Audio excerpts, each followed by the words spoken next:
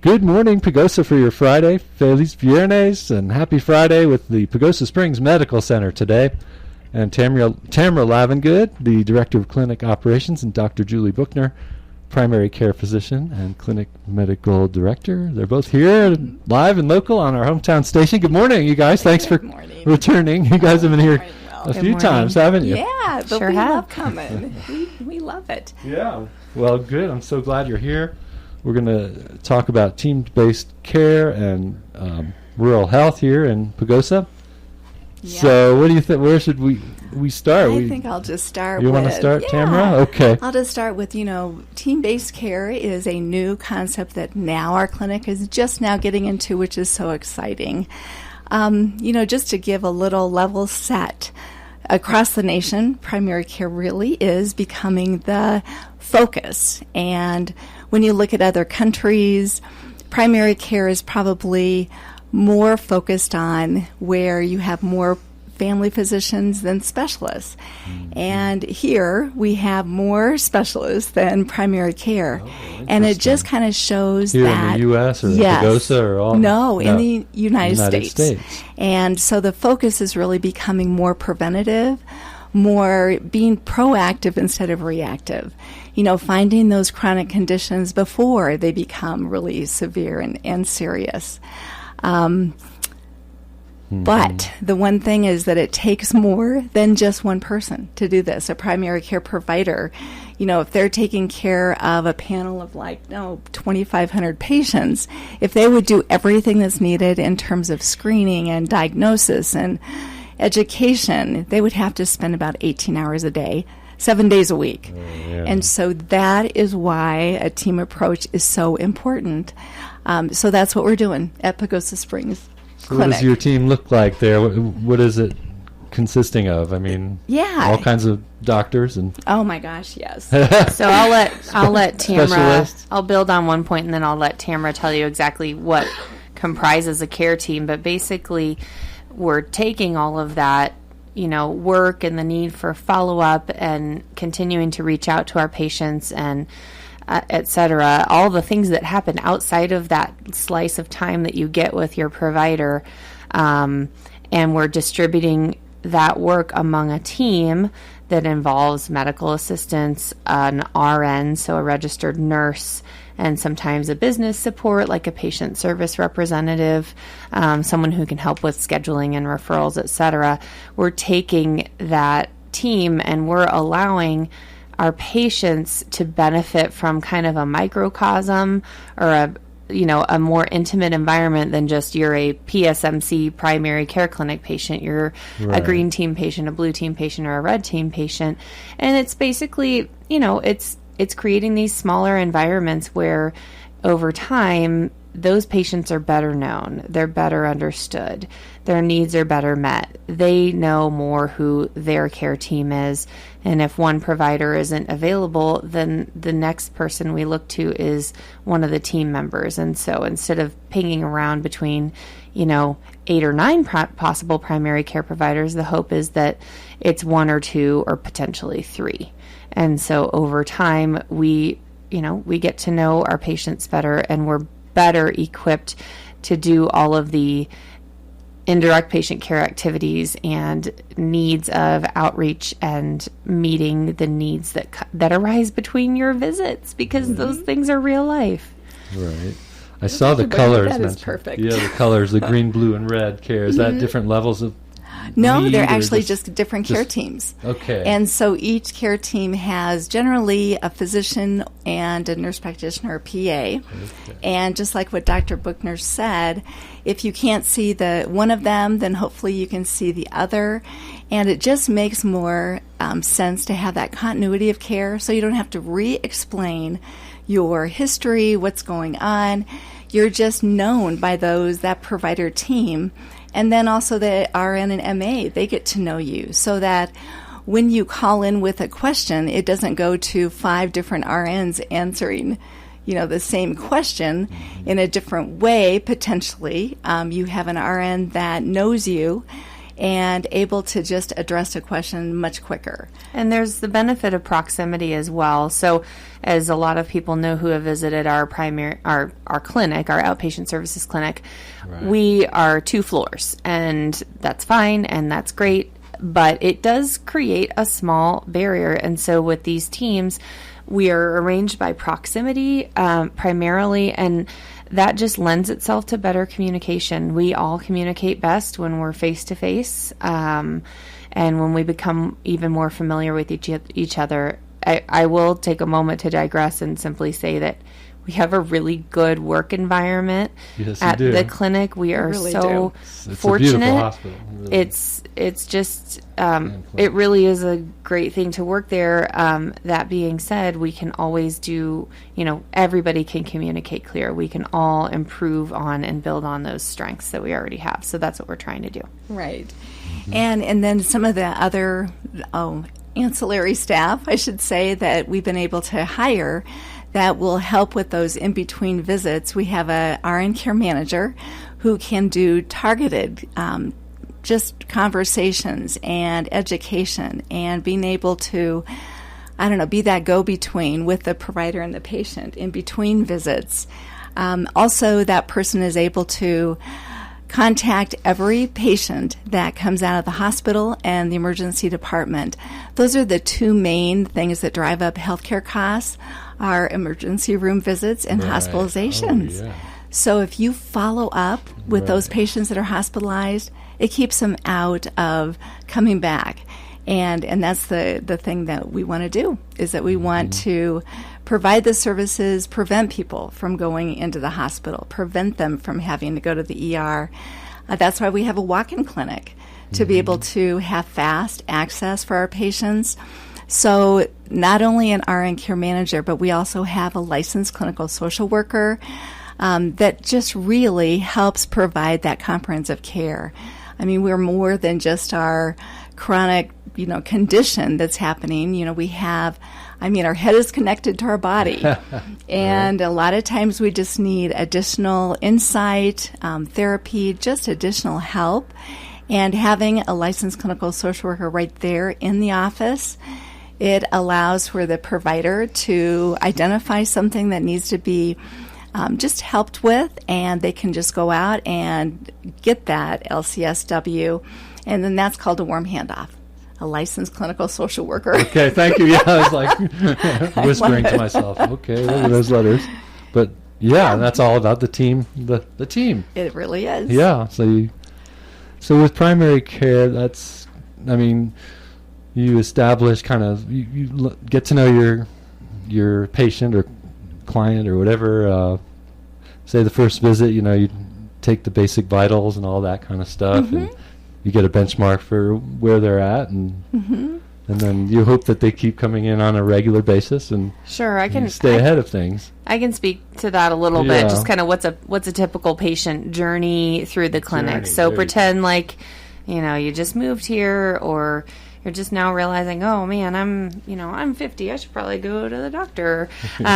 So primary care, we are interested in seeing people both when they're sick and when they're well. We like to see people for well visits once a year. That's what I was asking, that's children all the way up to seniors.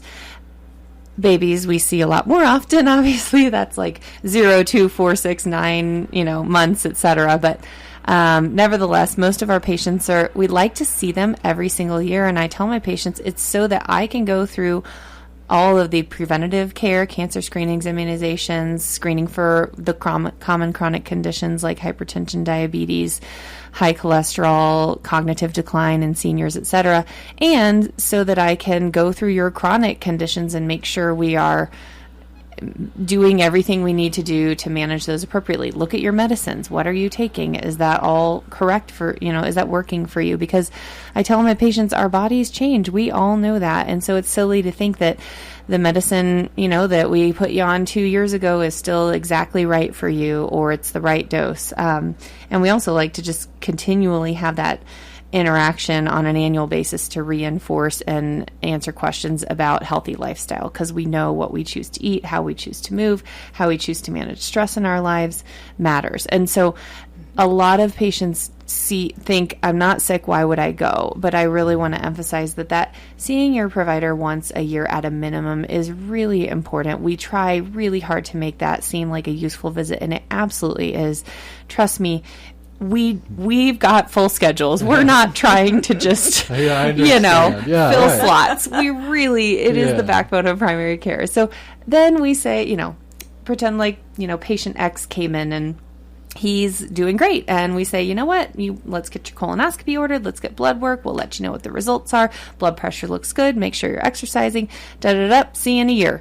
But if you need something sooner, please come in. If it can wait, make an appointment with me. If it can't wait, come to the walk-in clinic, So 2 weeks later, you strain your back. It really hurts. You're not feeling good. Come to the walk-in clinic. We'll see you. We'll assess you. We'll decide what you need for that thing. And then they'll say, okay, go do some physical therapy and then see your regular primary again in 2 weeks to see how you're doing. So that's kind of a typical example. Another example is you have diabetes. It's poorly controlled. We say, you know what? I need to see you in 3 months. We need to follow this closer. So for chronic diseases, sometimes we need to see people much more regularly. Say you have an emergency appendectomy, you get your appendix taken out. That would be another reason you'd see your doctor between visits, and many, many other conditions. But just a reminder, we really do make use of the annual visit. So even if you don't think you have a problem, just come see us once a year at a minimum. Habit. And then it's a familiar, friendly face when you do have a problem that comes up in between visits. Right. And then when you think about it, for our dogs and cats, when we get those reminders to take them in, we're doing this. Yeah, we're doing this every year at least. So that's how we also need to consider our health. Life, we get busy. We just kind of put ourselves on the back burner. To take that time and to really allow for conversation and education and do those preventative screenings. Avoid a cancer that's now metastasized to a place where you really are sick. Prevent a hospitalization. Get that pneumonia shot when you're older. Pneumonia shot. Yeah, right. Just make sure that you're taking care of yourself proactively. And just to tag on to that, I have a lot of patients that say, I feel fine. I don't have any symptoms, so I don't need to be tested for XYZ. And I tell them, you know what? The point of screening is to find things when they're small and early. We don't want to wait until you have a problem. We want to help you find things before that. Before you can feel that breast lump, we want to see it on a mammogram as this tiny little cluster. Before you have symptoms from a colon cancer that's, causing changes, we want to help you find it when it's a small little polyp that's just found on a screening colonoscopy. Those are just some examples. Yes, that's perfect. And that's what primary care does. So if you're behind on some of these screenings and immunizations and all that, so you go to your first primary care appointment, can you kind of spread it out a few months or whatever? Not do them all at once? Absolutely. Some people do feel overwhelmed, and I think our providers, including myself, try to be real cognizant of that. Listen, this feels like a lot. Let's prioritize. Let me help you put it in order. Here are the priorities. Some patients have concern about healthcare costs. That's totally understandable. And that's something that I think that over time is getting a little bit better every single year. Transparency in pricing, and options for patients who may or may not have health insurance or who may be on a high deductible health plan.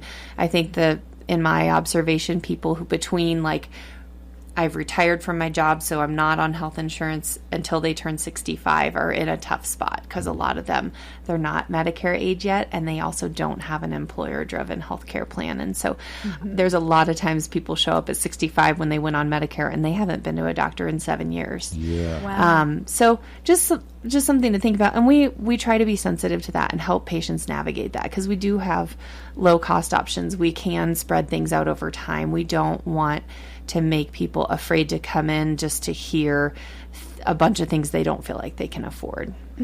And the other advantage to having a primary care physician that knows you, and if you're traveling or something, and you get some illness or whatever, you can call and just say, hey, this is going on. Do you have any suggestions or whatever, right? We can definitely provide guidance in those kind of cases. And ahead of travel too. I mean, we were just talking about trips, and we see plenty of folks who are saying, "Hey, I'm about to go on this trip. What's your advice?" Travel medicine is can be its own specialty, but we are well versed in practicing it. Some people, going to Europe, the recommendations aren't a lot different than being in the just up to date on everything you would want to in the U.S. But if you're going to a more exotic location, you're going to Africa, you're going somewhere in South America, Central America. We just consult the CDC website, the travel, they have a travel guidance for physicians based on every possible location you might be traveling to in the world. And we pull that up and we work through it and help patients get necessary vaccinations, travel advice, potential medications for malaria prevention, all of that. So those are kind of fun visits, actually. I enjoy those. Right. I say, you have to come back and show me pictures of where you went. And actually, that also happens so much with our community and just, the vacationers that come in. Sure. That, we're treating them most of the time as a walk-in, but that communication back to their primary is so important. So that when they get home, their primary knows what's been going on. Records are transferred. So... Yeah, that brings me to a question about the clinic. So, say you're here in town visiting and you want to go to the clinic. You need to go to the clinic. So what are the hours and all that, and when is it available? Monday through Friday, 7:30 to 4. Okay. Yep. And so I will say, because we're on the radio, I know that pre-COVID we had Saturday hours. Yes. Now we are definitely in a phase where, even though we're still short-staffed, we would love to provide that service to patients again. And so we are working towards that. It's nothing set in stone. There's no dates. I know there's willingness to bring that service back to our community. And so we're aware of that and working on that. But Monday through Friday, 7:30 to 4 is pretty great. And so you just come in. You don't have to call ahead. Just show up. And most of the time we're able to accommodate. We understand there's a bigger demand on Mondays. And so we have double coverage on Mondays. We really do try to look at the demand, what are the needs of the community, and adjust to those. I think that's the coolest thing, is that the focus really is on taking care of the Pagosa community. And then just on that vein, we are going to start a Patient and Family Advisory Council, where we want to have input from patients that attend our clinic for ideas, suggestions, just to have the patient's perspective. So you might hear more about that. Stay tuned. So it's 25 past. Why don't we take a quick break? Because our sponsor, Mountain Express, I think they have a bus stop over by the hospital. Oh, yes, they do. And they're offering free bus rides all summer long. So they bring us Good Morning Pagosa as well. Thank you very much. We'll be back in just 1 minute. And we're here with the care team at Pagosa Springs Medical Center, Tamra Lavengood and Julie Buchner. And we're talking about clinic operations and primary care. And where should we go from here? We have to address the fact that we have excellent specialists in our clinic, and they are located in the same place. Exactly. And so we have an ortho care team and a specialty care team and an interventional pain management care team. Cardiology and neuro, that actually goes together as a care team. But neuro being neurology. Yes. But so much is offered to the Pagosa community to even have those specialists.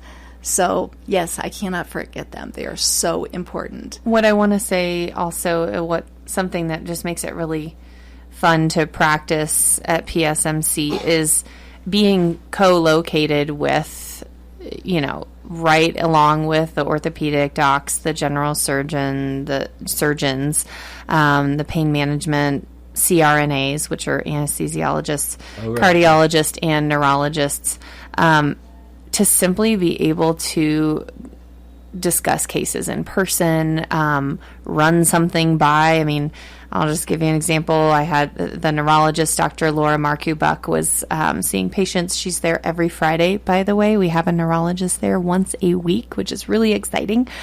I had this case. I presented it to her. She said, yeah, that sounds like you're on the right track. I would also order XYZ test. I ordered it. It came back positive. Now I have a diagnosis. And so pretty exciting.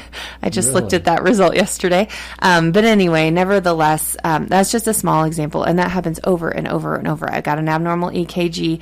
You know, of course we can handle that as primary care physicians, but if Dr. Lambert's there, or even if he's not, we share it with him. We say, hey, Dr. Lambert, I got a case. He's so great at just coming right in. And of Such course, a nice guy. He really is. He's a good dude. Yeah. I mean, I could say that about all the people on this list. Dr. Webb, Dr. Eisenhower, those are the orthopedic surgeons. We have Dr.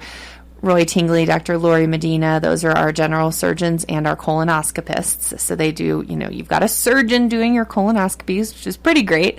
We've got our 2 interventional pain management CRNAs, which stands for Certified Registered Nurse Anesthetists. They are both, one has completed his fellowship training, the other is about to complete fellowship training in interventional pain management. So, basically anywhere you hurt, they might be able to offer an injection after we go through all the right steps.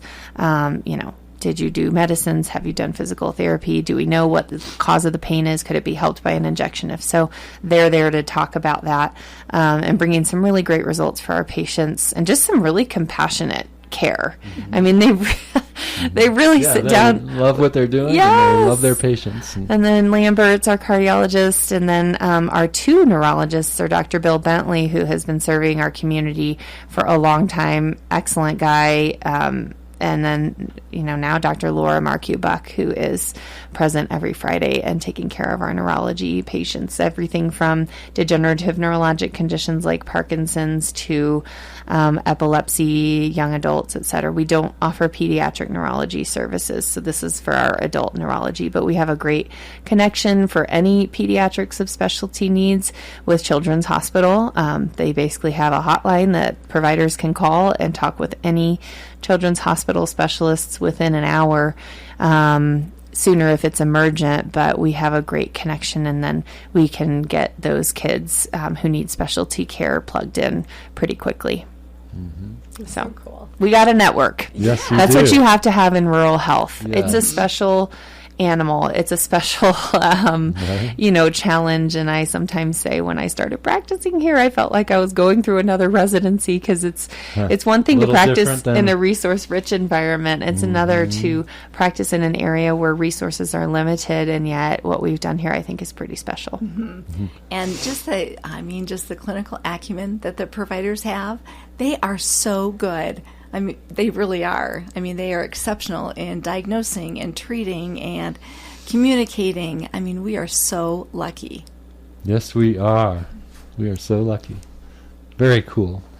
So thank you guys. Yeah, and to bring it back to teams. The team care, right? Yeah, I just want to let folks know that as with any new process, there are little glitches and growing pains, but we spent a lot of time planning this and prepping for it. And we hope that our patient population starts to feel the momentum that we're building and starts to feel the benefits, immediately and definitely building on itself within the next 6 to 12 months, that we're really humming along. We are really meeting those desires of, quicker answers, less re-explaining, less bouncing around the phone tree, etc., and hopefully improving how to take care of our patients between those visits. Perfect. Yeah. Thanks, Dr. Julie Buchner, and Tamra Lavengood, right here live and local on KWUF. Anything else? Tamra, you good? I think that was awesome. Good. You guys are fantastic. I enjoyed just talking with you guys. It's amazing, and we're so proud of what you do in our hospital, so thanks. Thank you, Will. All right, and we're going to get to our ag news up next. We've covered a lot of ground here, and hope y'all call the hospital if you need to set up a primary care meeting, or just, go to the clinic. Of course, that's open Monday through Friday, 7:30 to 4. And the phone number, I believe, is 970-731-3700. That's the main phone number. Yes. So put that to use and enjoy our team that we have here at the Pagosa Springs Medical Center. Thanks, Tamra, Dr. Julie, and we'll see you all later. Have a great weekend. You too. All right. Bye.